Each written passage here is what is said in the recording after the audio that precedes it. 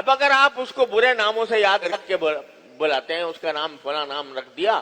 آج کل تو ماشاءاللہ یہ جو ہے ایک ہنر بن چکا ہے، ایک بڑا فن بن گیا ہے کہ کسی کا نام بگاڑ کے کچھ سے کچھ کر دیا اور اس کی توہین کی گئی علی الاعلان. اور آج کل تو سوشل میڈیا ہمارا جو ہے وہ اس سے بھرا ہوا ہے. حکومت کو دیکھو، اپوزیشن کو دیکھو، روز دونوں کی جو مکالمے ہوتے ہیں وہ سارے تنابز بالالقاب سے بھرے ہوئے ہیں. ایسے نام دوسروں کے لیے جاتے ہیں کہ جو ان کے لیے توہین کا باعث ہوتا ہے. ارے بھائی، تنقید کی تمہیں اجازت ہے، کسی کا اگر کوئی کام غلط ہے اس کام کو غلط کہنے کی اجازت ہے. حکومت سے غلط کام ہو رہا ہے، حکومت پر تنقید کی اجازت ہے. اپوزیشن سے غلط کام ہو رہا ہے تو اپوزیشن کے اوپر تنقید کرنے کی اجازت ہے شرعاً، بلکہ بعض حالات میں واجب ہو جاتی ہے. لیکن برے ناموں سے یاد کرنا، دوسروں کو گالیاں دینا، اپنی زبان گندی زبان استعمال کرنا، اس کی کوئی اجازت نہیں. قرآن کہتا ہے لا تلمزوا انفسکم ولا تنابزوا بالالقاب. حدیث روایت میں آتا ہے کہ نبی کریم سرور دو عالم صلی اللہ علیہ وسلم جب مدینہ منورہ ہجرت کر کے تشریف لائے تو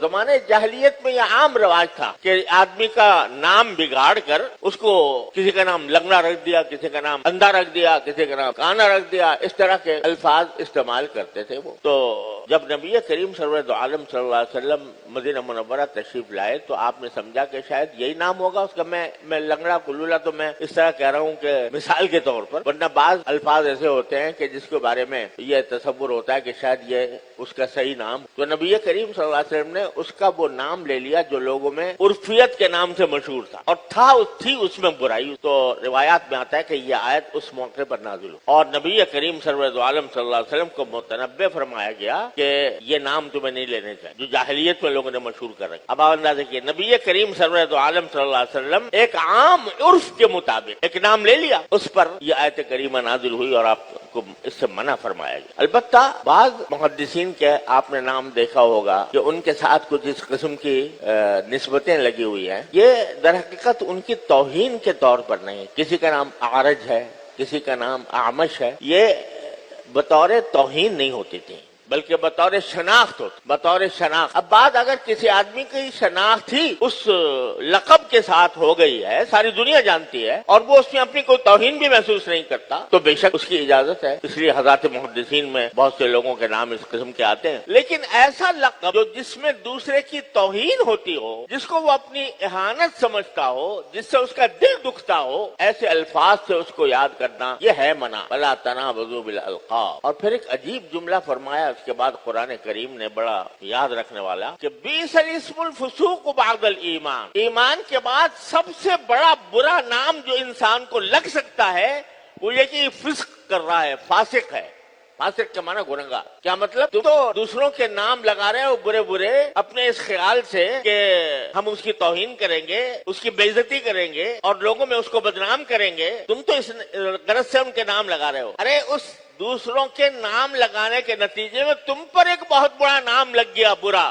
وہ کیا کہ تم فاسق ہو. جو آدمی دوسروں کی توہین کرتا ہے اور دوسروں کے توہین کے لیے ان کا غلط نام رکھتا ہے یا ان کو تانے دیتا ہے وہ فاسق ہے، وہ فاسق ہے. اور تمہارے نام کے ساتھ اگر یہ بات لگ گئی اللہ تعالیٰ کے ہاں کہ یہ فاسق کا بندہ ہے، یہ بندہ فاسق ہے، اس سے برا اور کیا نام ہوگا؟ تم دوسروں کو برا نام دے رہے ہو، خود تمہارے اوپر فاسق کا نام لگ گیا اس بنا پر کہ تم نے اللہ تبارک و تعالیٰ کے اس حکم کی خلاف ورزی کی کہ کسی کو تانا نہ دیا کرو، کسی کو برے القاب سے یاد نہ کیا. تو کیا مطلب نکلا کہ یہ اشارہ فرما دیا کہ تم جتنے بھی برے نام لکھ لو کسی کے، لنگڑا کہہ دو، اندھا کہہ دو، کانا کہہ دو، آج کل تو پتہ نہیں کیسے کیسے الفاظ نکلے ہوئے ہیں، تو وہ کہہ دو، وہ اتنے برے نہیں ہیں. لیکن تم پر ان غلط کاموں کی وجہ سے، تمہاری زبان کی خرابی کی وجہ سے تمہارے اوپر جو نام لگنے والا ہے وہ سب سے بڑا برا نام ہے، وہ ہے فاسق. تم فاسق ہو. اب ذرا ہم میں سے ہر شخص اپنے گریبان میں منہ ڈال کر دیکھ لے اور جس فضا میں ہم جی رہے ہیں اس فضا کو دیکھ لے کس طرح تانوں سے بھری ہوئی ہے. اب اس کو ایک فن بنا لیا گیا ہے. طنز جو ہے وہ ایک بڑا فن ہے. طنز نگار ہوتے ہیں تو وہ کسی کی برائی بیان کرتے ہیں اس انداز سے کہ ذرا لوگ ہنس پڑے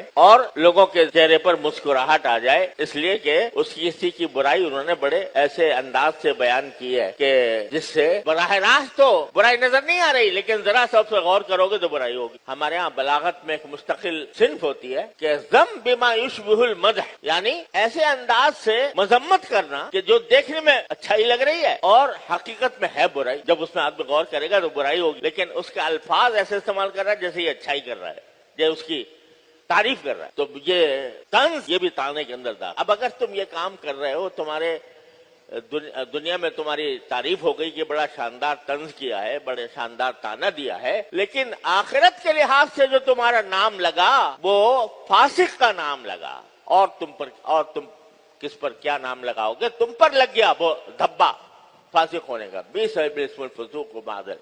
वमल्लम यतुब फउलाइका हुमुज़ ज़ालिमून, और जो इन बातों से तौबा ना करे तो ऐसे ही लोग हैं जो जालिम होते हैं। www.thesiparal.com जिनका पहले जिक्र आया, मजाक उड़ाने को मना किया गया, और मर्द को मजाक उड़ाने से मना किया गया, औरत को मजाक उड़ाने से मना किया गया, ताने देने से मना किया गया, बुरे बुरे नामों से याद करने से मना किया गया। इन कामों से अगर तौबा नहीं करोगे, वमल्लम यतुब फउलाइका हुमुज़ ज़ालिमून, तो वो जालिम है, अल्लाह के नजदीक जालिम है, और जालिमों का जो अंजाम है वो सबसे बुरा होता। अगर इंसान कोई अपनी जात में कोई गुनाह कर ले, वो इतना बुरा नहीं, यानी बुरा तो है और उसको उस बुराई का बदला भी मिलेगा, लेकिन किसी बंदे का हक पामाल करना, ये सब बंदों के हुकूक हैं जो तुम पामाल कर रहे हो, तो उसके नतीजे में अगर तुमने तौबा न की, और तौबा में ये बात भी दाखिल है, खूब समझ ले, तौबा में ये बात भी दाखिल है कि जिसका हक पामाल किया गया, जिसको ताने दिए गए, जिसका मजाक उड़ाया गया, और जिसका